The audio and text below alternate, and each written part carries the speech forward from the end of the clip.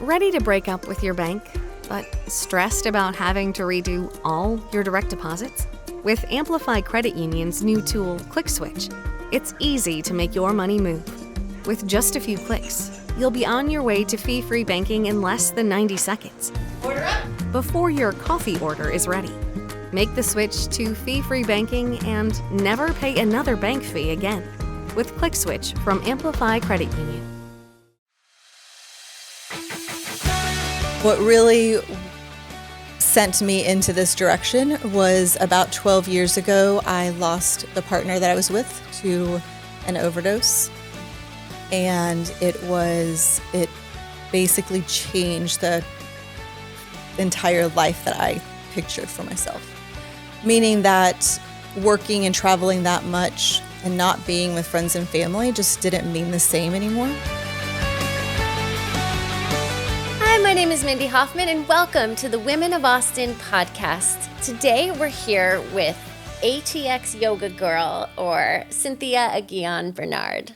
Hello. Hi, thank you so much for being here. Thanks for having me today. I'm excited. Me too. So I introduced you first before your name is ATX Yoga Girl. I said that before your name, but I feel like you've created such a big brand that when I'm telling people about you or your classes, I'm like, oh, ATX. I'll be like, Cynthia, ATX Yoga Girl. It's just incredible. Everybody has just heard of what you're doing. It's so amazing. So congratulations. Thank you. Thank you so much. On what you've been built. Exciting. Wow. How did you come up with the name? So the name came from a small time that I did photography. So for about a year in between leaving my corporate job and, finding out what I'm doing, I had a brand name, ATX Photo Gal. And I did some special events with photography. It was very short-lived. Yeah. But my father does and loves photography, and I've kind of taken that from him, but it just didn't serve what I needed at the time. Yeah. So I always had remembered that name with ATX. Of course, I've lived here in Austin almost 30 years. I've tried to call myself an Austinite now, right? I think that counts. I think I am. Yeah. And then about a decade ago, when I came into practicing yoga and kind of keeping, one day maybe I'm going to teach yoga, ATX Yoga Girl was just like the ultimate way to come into it for me. So it's amazing. Yeah. I love it. It's so memorable and fun. And connection to the city, which I love. So yeah. Well, I want to hear what happened, like what your life was like before, because I know part of the story, and I'm excited for you to share it with our listeners and viewers, because I think it's really great how you got here. Thank you. Well, before ATX Yoga Girl, this has been about 7-8 years now that I've been, teaching yoga and mindfulness and meditation. I was a corporate trainer for the Estée Lauder Corporation, and I traveled about 80% of the time. I'd been with them in length for about 22 years. I was with the Clinique brand, overseeing management, training all of the consultants how to apply makeup, sell makeup, but I was living in hotels. So about 80% of the time, not in Austin, and really just traveling, loved it. I mean, I grew all of those years into, I feel like, such a strong, passionate woman for being able to help other women, yes, which was so positive. But it took a toll to travel that much, even for a brand that I loved. What really sent me into this direction was about 12 years ago, I lost the partner that I was with to an overdose. And it basically changed the entire life that I pictured for myself. Meaning that working and traveling that much and not being with friends and family just didn't mean the same anymore. Yeah. I also needed to figure out my internal system, because that had really been rocked with loss and questions. So for about a year, I struggled very hard in even day-to-day interactions, just trying to figure out, okay, what is the next step for me? Here I am. I've got a great corporate job. I have very supportive family. And, this happened. So, that's his story. My story turns into my friend introduced me to yoga during this time after trying many, many different things. And my first class was a heated vinyasa fast class. Your first class? My very first class. I'll never forget. It was just, try to keep up, right? Yeah. And when I plopped on the ground to Shavasana, which was just amazing, I just felt at that moment peace in my body. And there was just something that just said, just keep trying it, just keep coming back. So I did find out several months later there were other options for yoga besides that. And I was very happy to know that there was restorative and things that my nervous system really needed. I was still working at the time, and I asked for a month to go travel, to really be alone. I was really finding out that I needed to mourn, and I had not. And I needed to spend time doing yoga and meditating and not working and answering calls or anything. So I left to Indonesia. I went on a trip alone to Bali, spent time there every day doing what filled my soul and healing. And that was just such a big shift for me because I had to face a lot of things I wasn't facing, like what's next, or, letting go, not blaming myself for anything. And so that was a big healing center for me in time. Scary, but exciting, and then also came back with fresh perspective. And I knew at that point, this is not the job for me anymore. So fast forward a couple of months to, we were in Florida. The Estée Lauder company had a big conference, and they brought in a yoga teacher to teach sunrise yoga for us and meditation. And at that moment, I was like, that's the side I need to be on. I want to help. Yoga had already done so much for me, and meditation had already helped my nervous system so much to regulate and teach me how to regulate, that I wanted to be able to help other people do that. So I took some time to, kind of get all my ducks in a row. And during that little shift, I actually took a training for kids and family yoga. I've always wanted to be someone helping children. I thought I was going to be a nurse. Had also taken all the prerequisites in college to apply to nursing school. Since I was in 6th grade and I had a bout in the hospital, I wanted to be my nurse that helped children. Oh. So it kind of made sense for me that when I found out there was something such as teaching kids yoga, that piqued my interest because yoga had helped me. And I thought if I had yoga as a child, I was a very nervous child, it would have been amazing to be able to breathe and move my body through those emotions and feelings. So here I am as an adult learning what that feels like. And the moment I ended my training, just the floodgates open, and I knew that this was in my heart what I was going to be called to do next. So I gave my notice a few months later, and I decided, since I had some time off, let me go ahead and get my adult teacher training also. So I went to Costa Rica, did my 200-hour teacher training there, got a phone call while I was there that I was hired at a yoga peace school part-time to teach kids yoga. So again, just all falling into place. And this now is kind of post 2 years, everything happened. And during that time, I met the man that I'm married to now. And he was like an angel sent to me, supportive and understanding where I was in my place in life. He was also having such a big shift with his that it was just a perfect fit and friendship beginning that led us to our path in wellness, both of us really. Oh. Yeah, he does holistic acupuncture for cats and dogs. Oh my gosh. Yeah. So he's been a veterinarian for about 18, 19 years and had just recently shifted into just doing mobile acupuncture and herbal therapy. And so then I was like, that is such a great idea to be mobile. Yeah.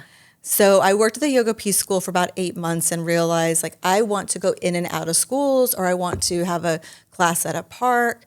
And I had seen how, receptive Austin was, learning from my husband, like going to people's homes. And I knew I also wanted to support, businesses because I came from the corporate mindset and they really needed some support. So that's kind of how then ATX Yoga Girl began. I softly started with the Yoga Peace School, getting around children more. I learned that I wanted to take this other places, and why not teach adults? It helped me so much. And why couldn't I do both? Yeah. And so when I created ATX Yoga Girl, it was yoga for everyone, everywhere here in Austin, and, anywhere from a toddler to an adult and everything in between. I love that. I love that so much. I wish I had yoga too when I was younger, but I don't know if I could have sat still through a class. Like, how do you deal with that with the kids? I mean, they definitely don't, and that's okay. There are times that it's meant to be still, and they really follow the lead of the other kids. So, we have time, depending on the age group, we have time that there might be a song that we're singing to and doing movement and breathing. And then we have relaxed time. And if they're, very young, even my older kids, like up to 10 or 11, I place a little stone on their forehead during that time, and that kind of helps ground them, and they love it because it's like a crystal. It also is like something on your body. Imagine like a heavy weighted blanket, just helps you to settle into the ground and be supported. So most of them, I find during that time, see that the room is quiet and notice that everyone's resting. If they don't want to, it's a choice. It's always a choice in my classes. If you decide you need to sit up and, move your body a little bit, just being respectful to the other kids and things.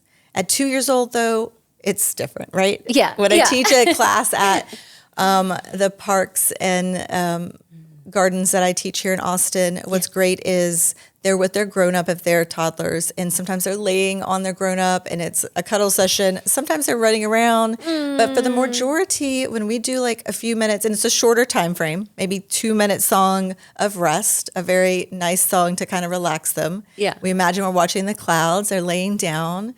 And for the most part, like 80% are doing it again because when they see another child, they're mimicking that behavior. And I do it with them too because they look to see if I'm my gosh, head's so up. cute. Yeah.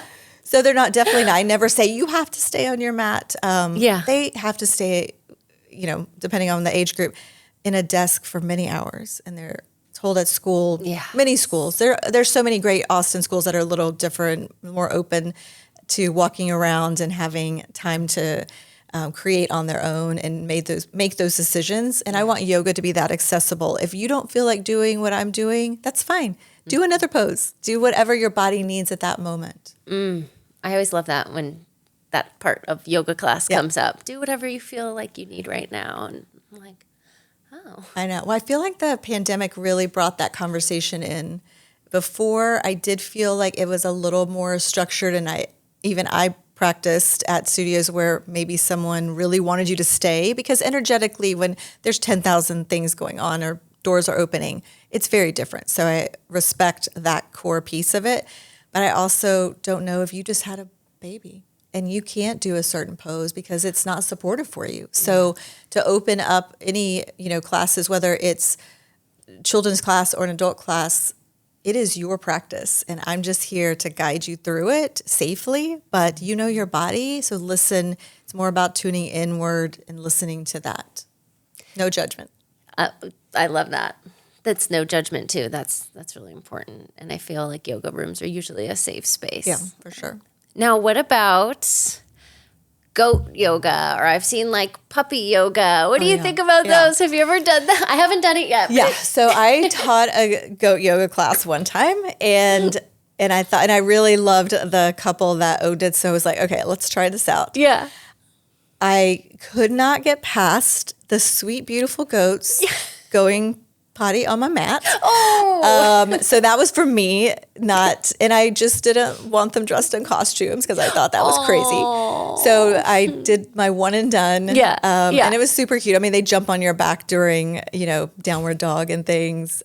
So you're not really, the rest of the people aren't really practicing a full practice. Yeah. But I'm still having to teach the whole thing and you're just waiting for the goat to jump. So, my idea is that I do like to keep the practice pretty sacred, but if that's what is calling you to move and be with community, then go for it. Yeah. I wonder why goats too. Well, I mean, if you're at a farm, I would love to do it like at a farm. Oh, I'd be fine with that because that's their natural element, but they brought them into like studios or places. Yeah, what to do. Yeah. So if you went out to a farm and you had little goats, they would just naturally do that. So I think someone might have seen that happen. Oh, that makes sense. The same thing with puppies. So I have 2 Shih Tzus, and the moment my mat rolls out, they're on my mat. And they want to be right next to me. They don't jump on me or anything, but they want to be under me. They want to be next to me. And so there's just this energy that happens, and they know the mat rolls out. Mommy's going to do something for her body and relax and stretch. Oh my gosh, I love that. You'll have to show me pictures. I love Shih They're Tzus. so cute. 2 little rescues. Them. Oh, rescues too. Someone asked me to come out to like a winery and brewery, I think right outside of Austin, but they didn't tell me that I'd be teaching in the brewery, like with sticky. That smells. And beer. Yeah.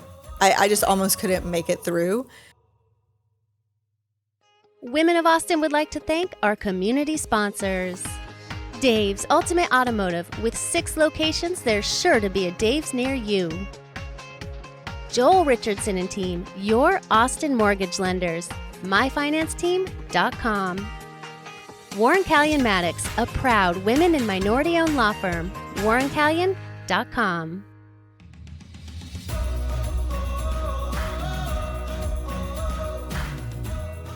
So I have 2 questions. What's 3? What's your favorite place to teach in Austin? Okay. What's the weirdest place you've ever taught in Austin? Oh, okay. And how do you deal with the heat? Oh, yeah, because most of my classes are outside. Yes. So favorite, Okay. weirdest, heat.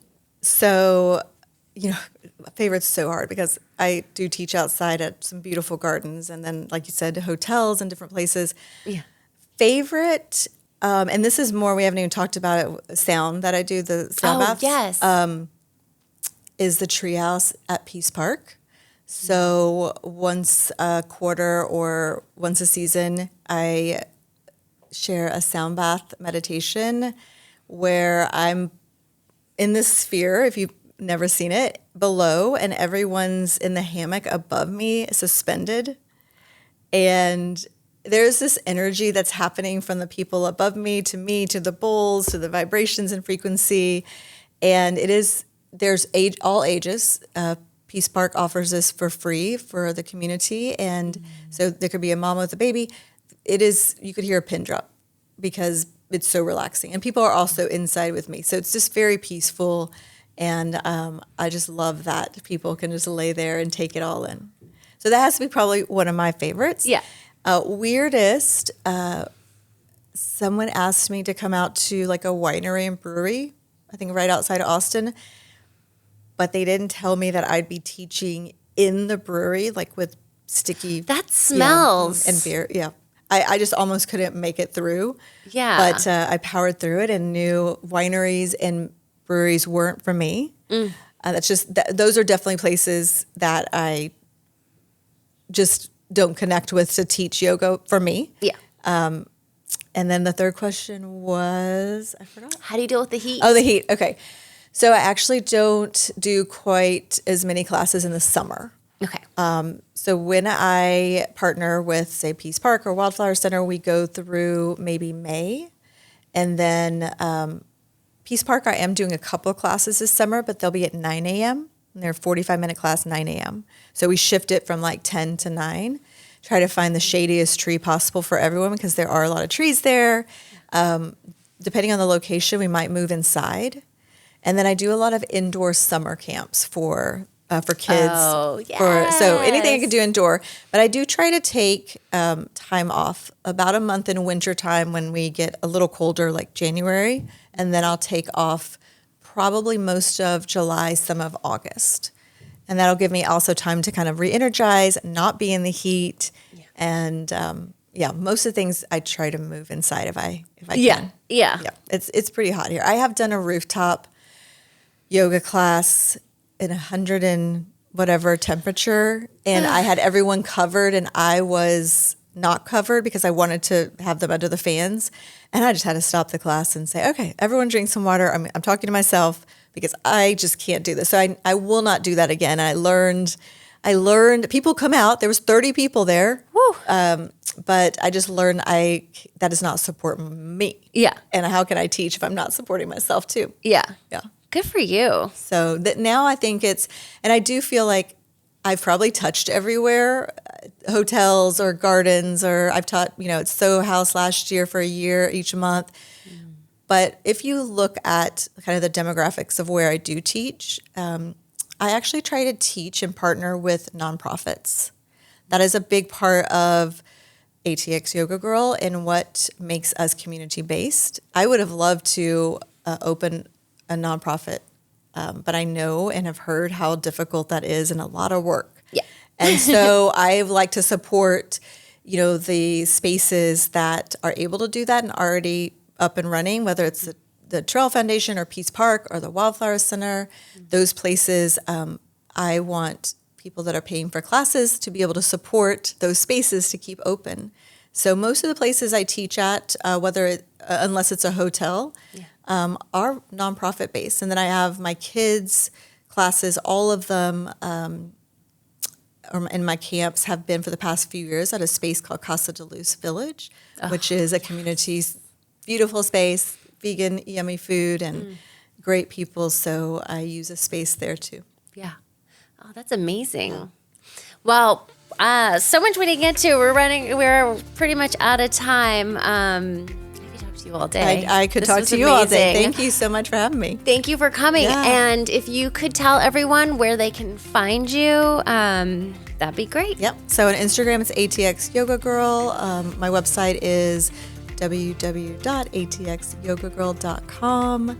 I put all my schedules there. I include sound bath, meditations, yoga for all ages, and mindfulness practices. Yes. And I'll put all those links in the description. And I haven't felt just hearing your calming voice. You have a really good voice for it. I remember doing one of your sound baths and just being so relaxed. I am ready. I don't know where you're going to be next, but I am there. Thank you. Yes. I'll send it to you. Oh, you're amazing. Thank you for so having me. much for coming. And for all you do Oh. to support the women of Austin. Thank you for all that you do.